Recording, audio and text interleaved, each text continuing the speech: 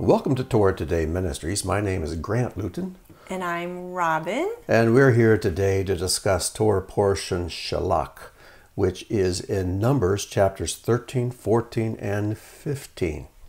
And this is an amazing portion.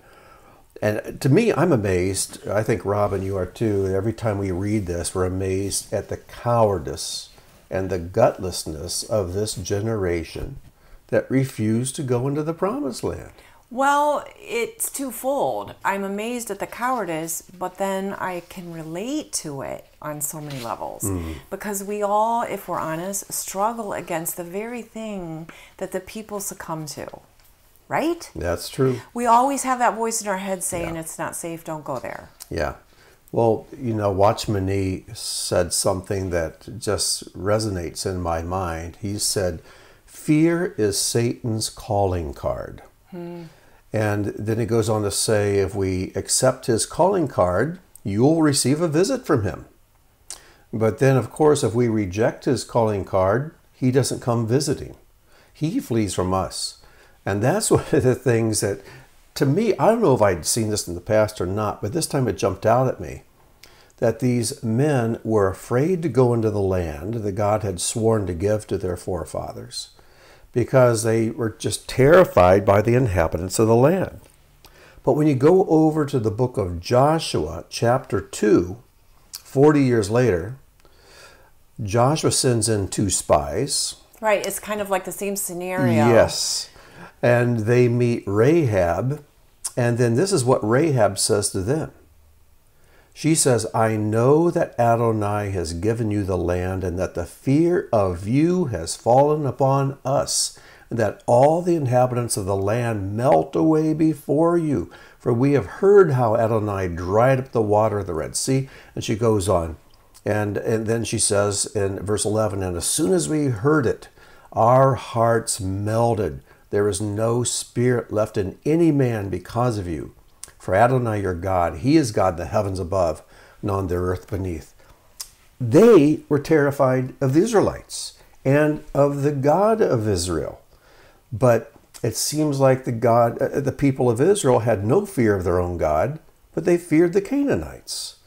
And how distorted the whole reality got in their minds. Well, I feel like we're getting a little bit ahead of ourselves. We are. Let's give an overview of this story.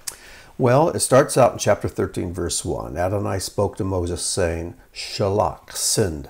This is the same word that's used back in Genesis for lech lekah. That reminded me of it. Yeah, where he tells Abraham, go for yourself, or send for yourself. Well, here it's Shelach, send forth men for yourself, and let them explore the land of Canaan. Now, people often ask, well, why did God tell Moses to send spies in if he knew they were going to rebel and be afraid, cause the death of that out. Generation? Well, we're given some information over in Deuteronomy chapter 1, verses 22 and 23. This is the rest of the story. Moses says, referring back to this incident, says, then all of you approached me and said, let us send men before us that they may search out the land for us and bring back to us word of the way by which we should go up, and so on. So there's a backstory to this portion.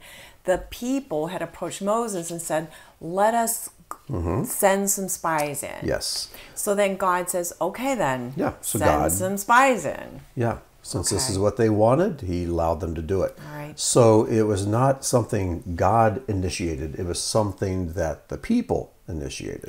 And so there were 12 men who were sent in, Yes. and they were all seemingly strong, brave men. These were the leaders, one from each tribe. They had been chosen because they were strong, the good cream men. of the crop. And among those 12 were 2 who were the cream of the cream. Yes. Joshua and Caleb. Right. So continue to describe what happens. Well, the 12 men go across are given some instructions. They spend 40 days in the land. And when they come back, 10 of the 12 brought an evil report. And it was evil not because the things they said were not factual, But they were spoken in such a way as to inspire fear in the people and to discourage them from crossing. And they said that we can't cross over here. In chapter 13, verse 27, they said, we arrived at the land to which you sent us, and indeed it flows with milk and honey, and this is its fruit. And then this next word, in Hebrew it's ephus, which means but. But. Nevertheless, but. They say that is the turning worst word, the most wicked, evil word they could have spoken. But. The people that dwells in the land is powerful. The cities are very greatly fortified. And we also saw the offspring of the giant, the Anak. Amalek dwells in the area of the south. The Hittite, the Jebusite, and so on. And but Caleb silenced the people in verse 30. And he said, we shall surely ascend and conquer it, for we can surely do it. And when Caleb spoke the truth, the people got all the more angry. Isn't that interesting? Yeah. It says, we cannot ascend to that people, for it is too strong for us. Well, that's interesting. It's not too strong for God. They completely forgot God. They replaced their fear of God with fear of the Canaanites. Well, here's what's so clear. This whole story, the beginning here, it's not a real battle taking place between the Jewish people and all of these giants in the land. This entire battle is taking place in their thought life. In their minds, yes. And that is where the battle is. Yeah. That's why I can relate to this portion so much, because it describes that battle that's in our minds. And I was immediately taken to Romans today, Grant, in chapter 8. And verses 5 and 6, we've heard these verses, but when we read them in light of this story, I think it's even more meaningful. It says, for those who are according to the flesh set their minds on the things of the flesh, but those who are according to the Spirit, the things of the Spirit. For the mind set on the flesh is death, but the mind set on the Spirit is life and peace. Yeah. So the mind of 10 of the 12 spies were set on the things of the flesh, on the enemies that could hurt them, on things that might happen, on fears that they created scenarios in their own. And then they started to talk about it. And then they started to spread the fear to all the people. And before long, the people were ready to stone the men that they had loved and trusted. Right. They were ready to stone Joshua and Caleb and Moses. It's unbelievable. Well, fear has a way of distorting our view of reality. I wrote down here a year or two ago, it says, when we fail to engage our spiritual enemies, we will attack our spiritual friends. And people who are afraid they're spiritual enemies, then anyone who encourages them to be strong, to move forward, have faith, they become the enemy. Well, I think one of the things that I've admitted through the years that I crave often is certainty. And I think I'm not alone in that. It's very human to want enough certainty to make decisions without feeling like you're taking any risk. Right. I'm not a huge risk taker in general. But, I've come to realize that to live a really powerful and meaningful spiritual life, I can't have the security of certainty that I think I need, because spiritual life and secure life don't even go together. Yeah. You have to take risks. Yeah. To save oneself, one has to struggle and take risks. That is absolutely our salvation. That is. And this is where faith comes in. We're to walk by faith, not by certainty, not by sight. Jonathan Sacks said the most brilliant thing. I wrote it and I copied it down. He says, faith is not certainty. It is the courage to live with uncertainty. It is not knowing all the answers. It is often the strength to live with the questions. With Joshua and Caleb, their certainty was that God will take us through. God won't fail us. The God who destroyed Egypt can just as easily destroy Canaan. So what's the problem? But when the people took their eyes off of God and they transferred fear of God to fear of Canaan, then all their faith just went right out the window. And they had this beautiful display of fruit right before their eyes that they had brought back from the land.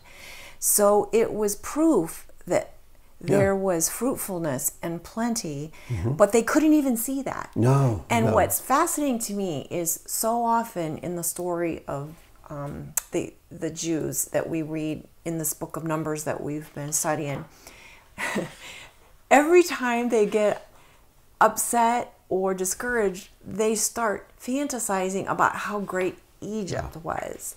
And it's like, let's just pick a new leader and let's go back to Egypt where we were because things were better there. And that's another huge human tendency.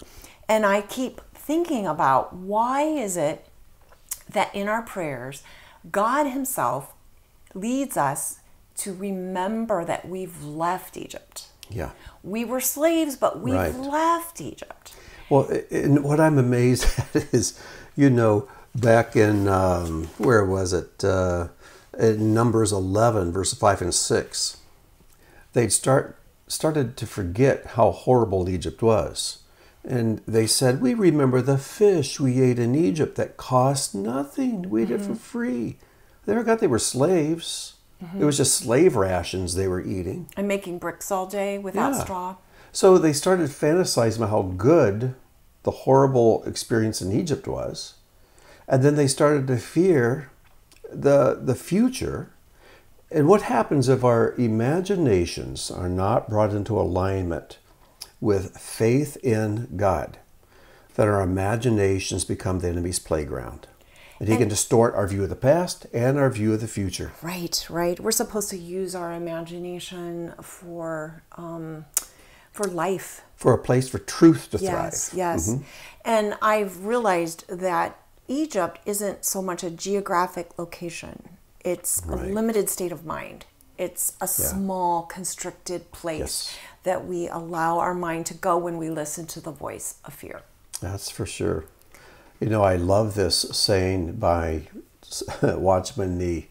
I forget which book I found it in, but it's something we should all remember. We should put it on our refrigerators. But he said that fear is Satan's calling card. And if you accept his calling card, you will receive a visit from him. Fear him, and he comes. Fear not, and he is held at a distance. And it's just so amazing that the moment you choose to fear something, then Satan comes along with it.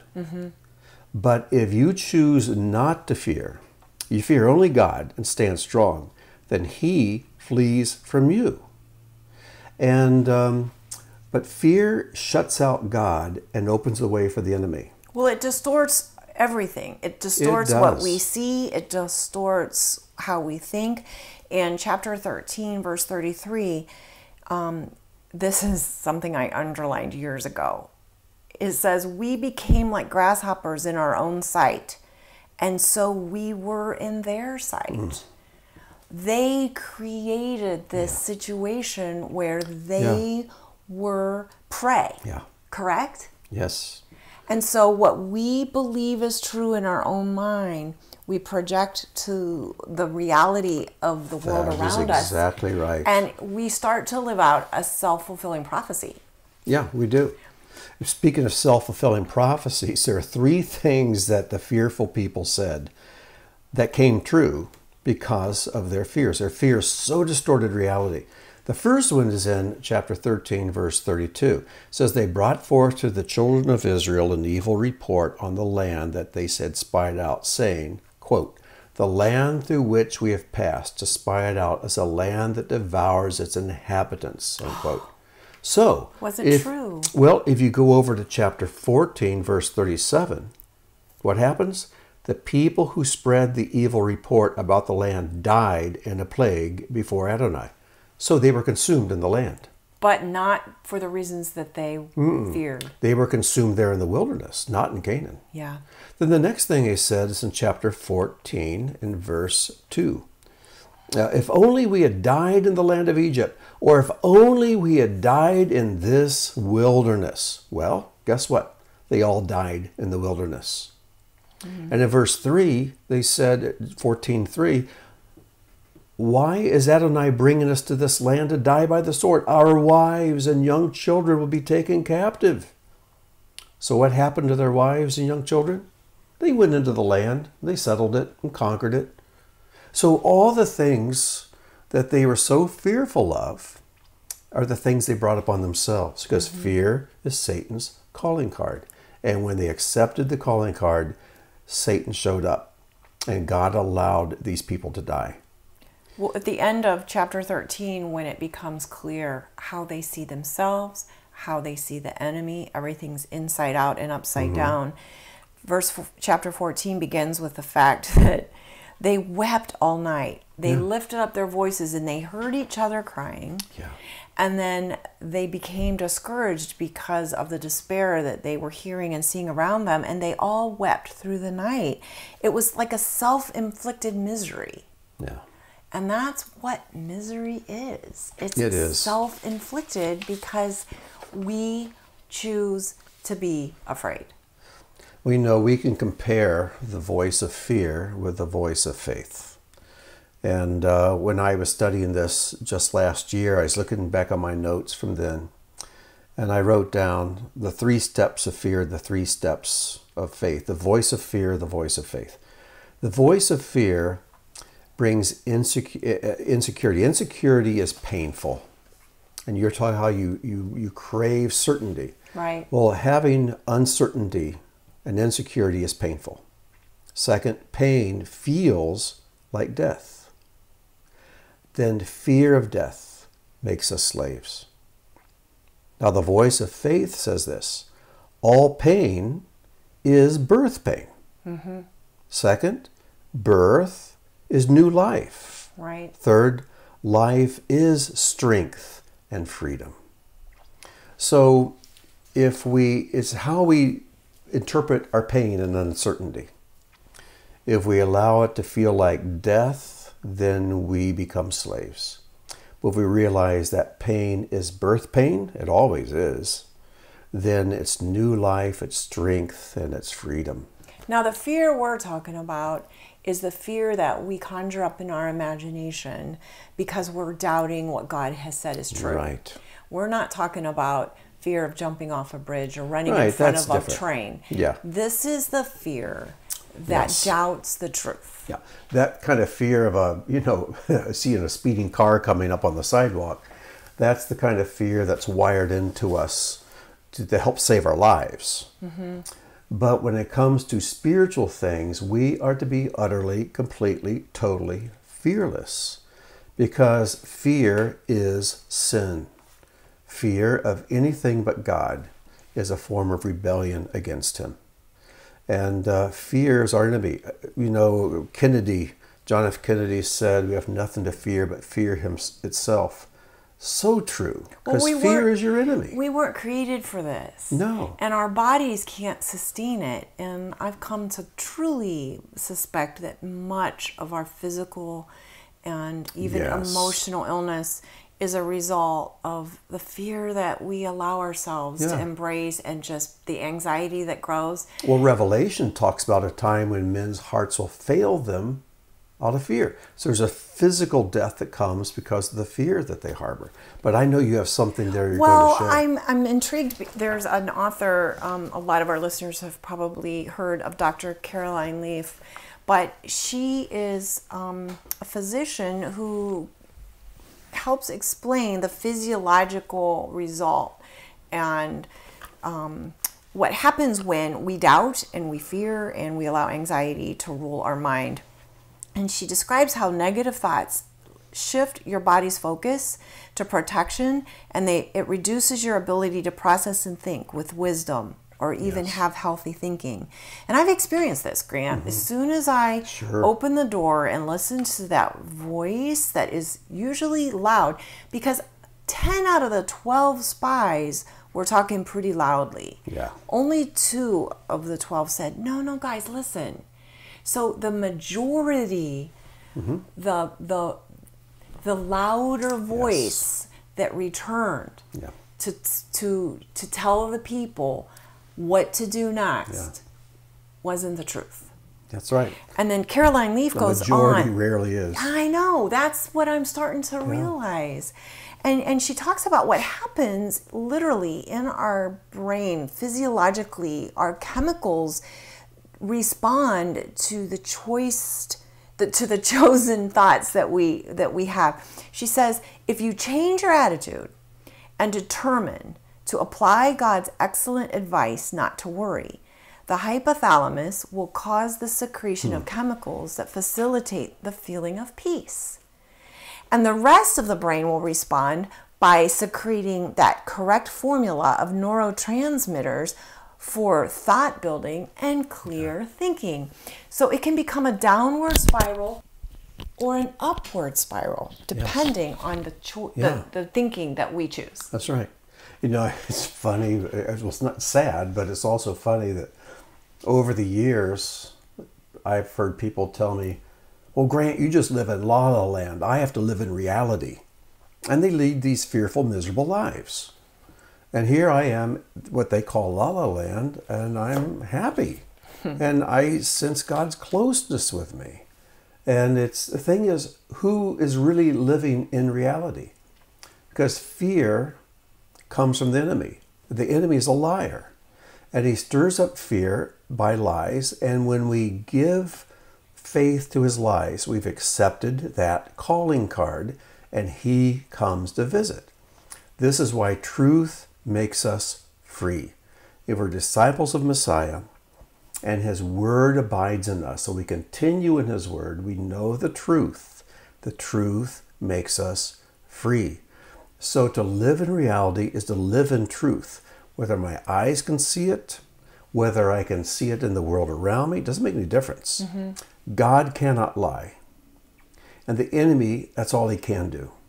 So who am I going to believe? And so if we choose to believe the truth of God's word, then the enemy becomes afraid of us. We resist him, he flees from us.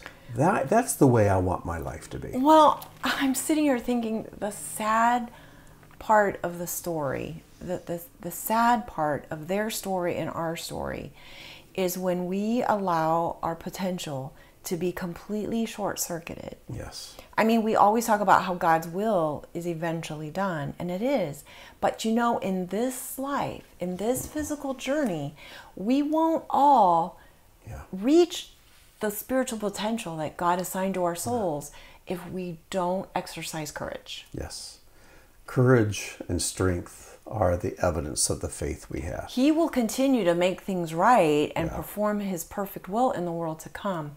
But I want it even in this life to know that I'm not short-circuiting what he's called me to do. And it's really important for us to encourage and give each other courage instead of discourage and remove courage from each other's hearts and souls, right? Yes, and I've come to the conclusion that there's no such thing as a cowardly believer. There's no such thing. Because that's an oxymoron. It's an oxymoron. They're mutually exclusive. If you're a believer, you have courage. If you're cowardly, you're not a believer. Period.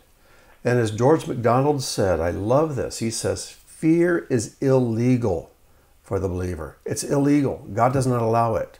Because the moment you become fearful, you're not a believer anymore.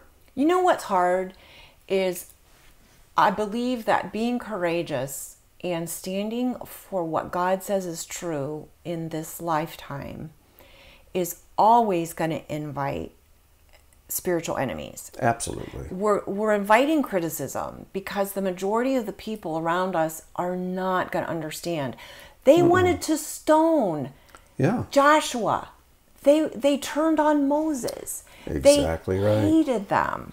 I was thinking of Matthew chapter 10, and we're encouraged to think according to kingdom principles and not to forget.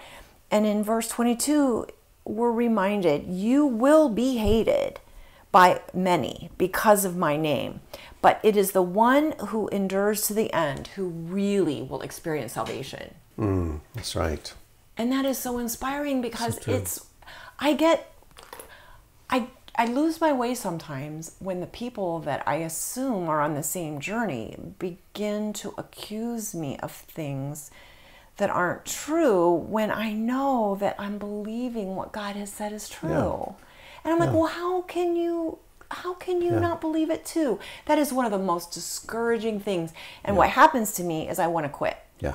But in Matthew, I go back, I'm like, you know what?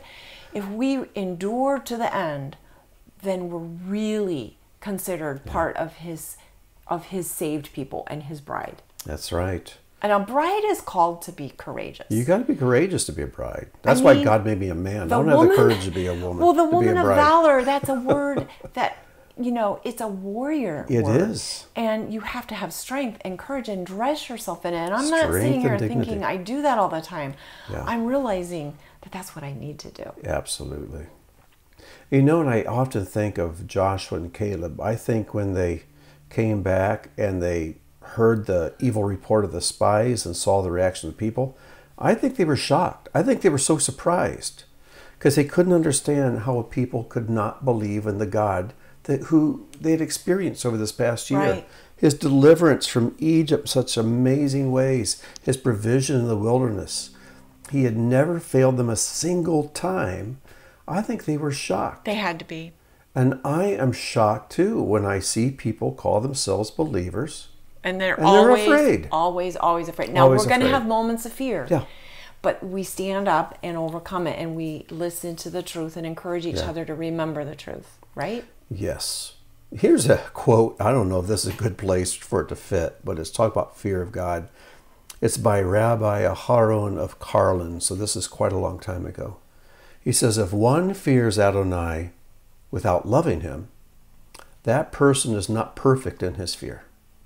If a person loves Adonai without fearing him, such love is worthless. Because he's loving a God that doesn't exist. But if you know the true God, you realize there's nothing else in this universe that's worthy of my fear. That's the God I've chosen to love. Well, at the beginning of our short conversation today, I shared that I crave certainty. Yeah. And the certainty that I used to crave is what the future is going to look like and how I can avoid as much pain as possible. But it's starting to become more a matter of I crave the certainty of knowing that God has said something. Once I know that he has said something, I feel the peace that I need to walk forward. And like we talked about last week, we don't have the path laid out for us very far. We only know the next step. So if I have the certainty to just do the next right thing, then there's that peace. That's right. There really is. And then we make it to where he's taking us, and we can experience that Canaan. We can experience the land of fruitfulness. Well, it's in this Torah portion in chapter 15 that God gives the commandment to put tzitzit, the tassels with the blue thread of techelet wrapped around in the four quarters of the garment. And he says something that I've found very thought-provoking. It's in Numbers 15:39. It says, it shall be a tzitzit for you to look at and remember all the commandments of Adonai, so as to do them. And not, and here are the two things, not to do these two things. Number one, not explore after your own heart. And second, not to explore after your own eyes, after which you play the harlot, the prostitute. And I found that some people, they explore after their eyes, and that's called lust. It could be lust for physical pleasures or for money or for power. They're looking out in the physical world. They want more physical stuff. So a lot of believers think, okay, I don't want to do that. Those things are sin. But then what they do, they explore after their own heart. So when they come to a situation, they look into their hearts. Well, how do I feel about this? Oh, I feel afraid. I don't think I'm going to do this. And they're exploring after where their hearts lead them. So the question that I ask is, if we can't explore after our eyes and the external world, And if we're not to explore after our hearts, that's our internal world, then what do we explore after? Explore after God. Right. His word. We go to his truth. That I'm commanded to explore, to study, to build in. Don't explore after your heart. Don't explore after the things on the outside, but instead explore his word, his truth. And if we fill our minds with truth, there's nothing to fear. And that kind of certainty is what he offers us. Yes, God becomes more and more and more real. And you realize he's the only one I fear. And it's a terror, it's an awe of him. He is so good. He's so powerful. He so loves us that my greatest fear is of breaking his heart. And then we can see life as it really is. Then you look out, there's nothing else to fear. And things aren't distorted. No. And the enemies don't become bigger than they really are. They diminish to the size that we know God promises he will destroy the enemy with a breath. Well, in the prophets, it talks about the day the whole world will look at Satan and they'll look down and say, is this the man who shook the world and made the world a wilderness? This is the guy who shook kingdoms? This? I was afraid of this? And see, if we express the word, we can begin to think of him in that way and in those terms now. I'm to be afraid of him? What's he to be afraid of? So, anyhow, I guess the theme of this conversation has been courage. Yeah. And not being afraid. You know, and just the final minute here. The people do something very courageous, but even what looked like a courageous act was done out of fear. Fear will make a person do things that are utterly and completely out of character. And so the people who were scared to death to go across to Canaan, once God said, okay, well, you'll all die here. You're going to die in this wilderness. All of a sudden, it's like, oh, we don't want to die here. We'll do it. And he says, don't go. And they rush up to take the land and they get defeated. Because they weren't doing it because God said to do it. No. They were doing it because they were suddenly afraid not to do it. They disobeyed God because they were afraid of the Canaanites. And then they disobeyed God because they're afraid of dying in the wilderness. And now they're ready to go conquer the Canaanites. So it was reactive. Everything was motivated by fear of everything but God.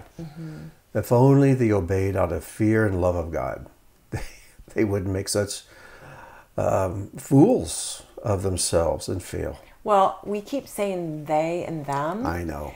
I think we need to say us. Us. Yes. We live in a world that we have to use the right pronouns. That's right. So the pronouns are us. This is all about us. This is about us. Well, in closing, how many times have I said in closing so far? 1 Corinthians 10:6 and then verses 11 and 12. Paul says, now these things took place, these things with the Israelites, as examples for us that we might not desire evil as they did. Now these things happened to them as an example, but they were written down for our instruction, on whom the end of the ages has come. Therefore let anyone who thinks that he stands take heed lest he fall. We are to learn from these examples because these stories are really our story and they're about us. It is. Yeah. It is. I'm so grateful for his word, Amen. for the Torah, that we can hopefully learn and not fall so short of the potential that he has in mind for us. So let's fear God alone and let's love him with all our heart, soul, and strength, and we can stand strong and courageous. And live a good life. Yeah. That's what he wants for us, right? Yeah. I've never seen a fearful person who's a happy person. It just doesn't happen. Well, anyways, we could go on, but we're not. We're going to stop here. And we wish you all shalom and may God bless. Thanks for sharing this time with us. Till next time.